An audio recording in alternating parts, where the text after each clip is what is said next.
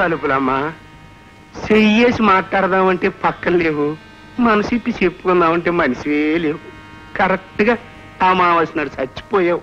అప్పటి నుంచి నిన్ను మర్చిపోలేక నీ ఆత్మకి శాంతి చేకూర్చాలని ప్రతి అమావాస్య నాడు ఒక ఆడపిల్లని తెచ్చుకుంటున్నా, దానిలో నిన్ను చూసుకుంటున్నా, దాన్ని అనుభవించి నీకు నైవేద్యం ఎట్టుకుంటున్నా. దీనికి అయ్యగారి అమావాస్య ఆంతరంగిక అమ్మవారి పూజ అని పేరు ఎట్టుకున్నా. ఇది మన ఒరిజినల్ పద్ధతి. కాబట్టి చచ్చిపోయి నువ్వు పైరించి బతికున్న నీ భర్త గారికి ప్రతి అమావాస్య నాడు ఒక మంచి ప్రసాదాన్ని ఏర్పాటు చేసి, చచ్చిన తర్వాత కూడా మా ఆయల్లాలు పతిభత్రిని మర్చిపోలేదు రే అని పేరు తెచ్చుకో. ఎంతకంటే నేనేం చెప్పలేను.